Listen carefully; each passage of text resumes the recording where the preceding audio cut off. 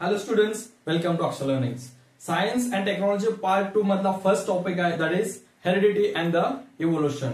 So from today we are going to start the first topic of Science 2, that is heredity and the evolution. First, what is the definition of heredity? Heredity म्हणजे काय? It is the transfer of biological characters from one generation to the another generation via genes. एका generation पासून दुसऱ्या generation कडे जो काही biological characters transfer होणार आहेत वाया जीन्स, कशामधून होणार आहेत ते जीन्स मधून होणार आहेत. That concept we call it as a heredity. आता हे जे काही हेरिडिटी चेंजेस होणार आहेत that call transferred from parents to the children. Parents कडून चिल्ड्रन कडे काय होणार आहे, त्यांचे बायोलॉजिकल कॅरेक्टर्स ट्रान्सफर होणार आहेत. कशामधून होणार आहेत? जीन्स मधून होणार आहेत. That concept we call it as a heredity. So heredity is nothing but it is transfer of biological characters from one generation to the another generation via genes. आता हे जे काही हेरिडिटी चेंजेस आहेत these are changes taken place from year to year. हे जे काही सगळे changes त्याच्यामधलं जो काही रिसर्च आहे that all research we are going to study in this particular lecture. ते चेंजेस कसे झाले, त्यांच्यामध्ये रिसर्च कसे झाले, कोणत्या ओरिएंटेशन मध्ये रिसर्च झालेले आहेत, कोणत्या कोणत्या सायंटिस्टने त्याच्यामध्ये काम केलेलं आहे, या सगळ्या गोष्टी आपण या लेक्चरमध्ये बघणार आहे. First, Gregor Johann Mendel he is the pioneer of a modern genetics. आता काय ग्रेगोर जॉहन मेंडल नावाचा जो काही सायंटिस्ट आहे ज्याने सुरुवातीला हे हेरिडिटी चेंजेस त्याच्यामध्ये रिसर्च करायला सुरुवात केली. He carried out the different experiment, जिथे क्रॉस कनेक्शन करून त्याने काय केलं, भरपूर टाईपचे एक्सपेरिमेंट केले. त्या एक्सपेरिमेंट मध्ये त्याने शोधून काढली जे काही बायोलॉजिकल कॅरेक्टर्स आहेत, जे पॅरेंट्स मध्ये कॅरेक्टर्स आहेत, with the cross connection they are transfer to the new organisms. जे काही चिल्ड्रन्स आहेत, ऑफस्प्रिंग्स आहेत, त्यांच्यामध्ये कॅरेक्टर्स हे ट्रान्सफर झालेले आहेत with the help of heredity changes. जे पॅरेंट्स मध्ये जे काही हेरिडिटी चेंजेस आहेत त्यांच्यामध्ये जे काही बायोलॉजिकल कॅरेक्टर्स आहेत ते सगळे कॅरेक्टर्स कोणामध्ये ट्रान्सफर झाले, न्यू ऑर्गॅनिझम मध्ये जे काही त्यांचे ऑफस्प्रिंग्स आहेत त्यांच्यामध्ये ट्रान्सफर झाले. हा सगळा रिसर्च कुणी केला? Gregor Johann Mendel. It takes a lot of time to understand whatever the conclusion he has made. त्यांच्या एक्सपेरिमेंट मधून त्यानं जे काही कन्क्लुजन तयार केले ते कन्क्लुजन समजून घेण्याचा बराचसा टाइम निघून गेला.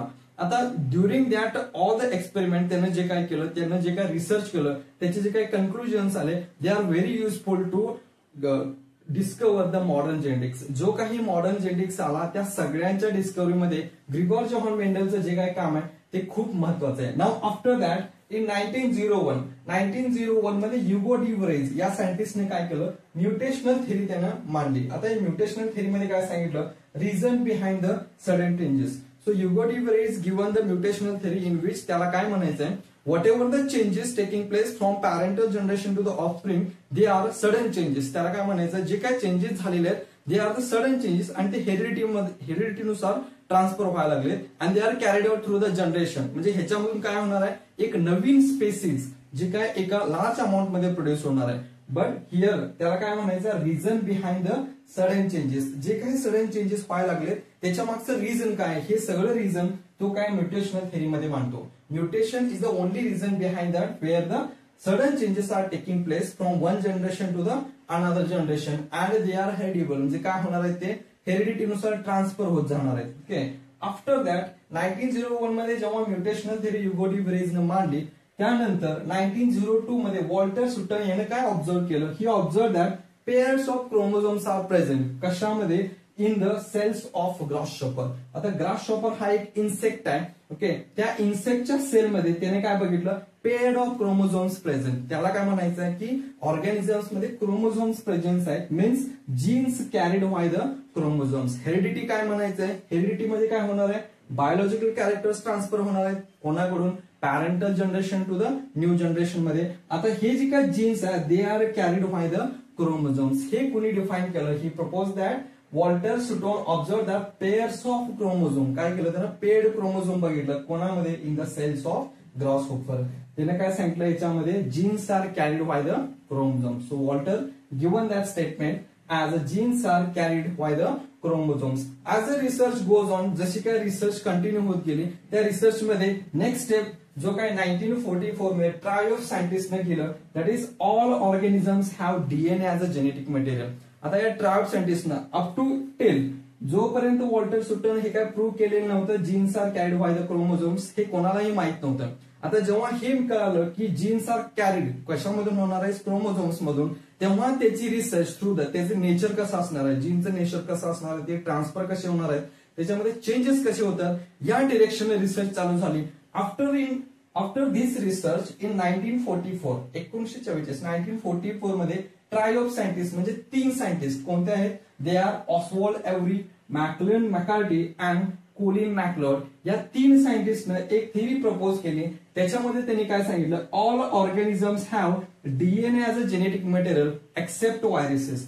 फक्त व्हायरसेसना जर का सोडलं तर सगळ्या ऑर्गॅनिझम मध्ये जो काही डीएनए आहे, DNA as a genetic material म्हणून काम करतोय. म्हणजेच काय, डीएनए मध्ये ती सगळी इन्फॉर्मेशन सेवा एका जीन्स मध्ये असणारी, एका पॅरेंटल मध्ये असणारी, आणि ती सगळी इन्फॉर्मेशन थ्रू द डीएनए काय होणार आहे, न्यू ऑफस्प्रिंग मध्ये, नवीन चिल्ड्रन मध्ये काय होणार आहे, ती ट्रान्सफर होणार आहे. Means they have propose the theory and they prove that all organisms have DNA as a genetic material except viruses. Now, after this research in 1961, Francois Jacob and Jacques Monod, आता या सायंटिस्टनी काय prove केलं, they propose a model for the protein synthesis. म्हणजेच काय, जी काय protein synthesis होणार आहे, DNA मधली इन्फॉर्मेशन काय होणार आहे, कॉपी होणार आहे आणि ती ट्रान्सफर होणार आहे, ती कोणत्या पद्धतीने होणार आहे, ह्या 2 सायंटिस्टनी त्याची थेरी प्रपोज केली. And DNA in a bacterial cells uncover the genetic code in DNA. एका बॅक्टेरियल सेल्सचा स्टडी करून त्यांनी ही प्रोटीन सिंथेसिसची थेरी त्यांनी दिली आणि त्याच्यामध्ये काय दिलं, uncover what, genetic code in the DNA. DNA मध्ये जो काही मॅटर प्रेझेंट आहे प्रोटीन सिंथेसिसचा, तो सगळा मॅटर इन प्रेझेन्स ऑफ कशामध्ये, जेनेटिक कोड मध्ये प्रेझेंट आहे. हे कुणी प्रूव्ह केलं, that is François Jacob and Jacques Monod यांनी जी काही थेरी प्रपोज केली, त्याच्यामध्ये मॉडेल त्यांनी प्रपोज केलं. त्याच्यामध्ये त्यांनी काय सांगितलं, it uncovers the genetic code in DNA. DNA मध्ये प्रेझेंट काहीतरी कोड आहेत जे ट्रान्सफर होतात एका जनरेशन पासून दुसऱ्या जनरेशन कडे. अँड द नेक्स्ट, आता ही जी काय रिसर्च झाली, this all researches led to the modern genetics. आता या सगळ्या रिसर्चचा एक फायदा झाला की मॉडर्न जेनेटिक्स समोर आलं, ज्या मॉडर्न जेनेटिक्सचा यूज करून आपण डिफरंट प्रोसेस करू शकतो and that can be used for the application. कशासाठी, technique of recombinant DNA technology. आता रिकॉम्बिनंट डीएनए म्हणजे काय, 2 डीएनए डिफरंट जेनेटिक्सचे असणारे डीएनए एकत्र करून आपण एक नवीन डीएनए क्रिएट करू शकतो. That is as a genetic engineering. आता तिथून सुरुवात झाली branch of engineering that we call it as a genetic engineering, जिथं फक्त स्टडी केलं जाणार आहे what is the genetics, genes काय आहेत, त्याचे ट्रान्सफर कसे होणार आहेत, त्याच्यामध्ये चेंजेस कोणत्या पद्धतीने आपण करू शकतो in order to achieve our goals. So after this, आता याचे युजेस काय आहेत. आता ही जी काही हेरिडिटी चेंजेस आपण बघितले, ह्याच्यामध्ये जो काही रिसर्च झाला, आफ्टर दॅट मॉडर्न जेनेटिक्स सुरुवात झाली. या मॉडर्न जेनेटिक्सचा यूज करून we can diagnose of heredity disorders. जे हेरिडिटी डिसऑर्डर्स आहेत, जे पॅरेंट पासून न्यू चाइल्ड कडे ट्रान्सफर होणार आहेत, त्याच्यावरती आपण डायग्नोसिस करू शकतो, त्याचं ट्रीटमेंट करू शकतो. And that can be avoid in the new born baby, new childrens and production of hybrid varieties. जिथं 2 नवीन जे जुने ऑर्गॅनिझम्स आहेत, 2 डीएनए आहेत, त्यांच्यामध्ये कॉम्बिनेशन करून एक नवीन डीएनए आपण तयार करू शकतोय, ज्याचा यूज करून एक नवीन ऑर्गॅनिझम ज्याच्यामध्ये न्यू कॅरेक्टर्स आहेत, इम्युनिटी पॉवर जास्त आहे किंवा क्वालिटी चांगली आहे, ह्या प्रकारचे नवीन organism as a hybrid technology, hybrid varieties म्हणून आपण डेव्हलप करू शकतो. And that can be used as industrial microbes. इंडस्ट्रीसाठी डिफरंट मायक्रो ऑर्गॅनिझम्स प्रोड्यूस करण्यासाठी त्याचं नवीन जे काही प्रोडक्शन करणार आहे आपण, त्याचा यूज करून इथे आपण त्याचा यूज करू शकणार आहे. So this is all about the heredity changes. This is the first point in the heredity and the evolution. आजच्या लेक्चरमध्ये इथेच थांबूया, भेटूया नेक्स्ट लेक्चरमध्ये.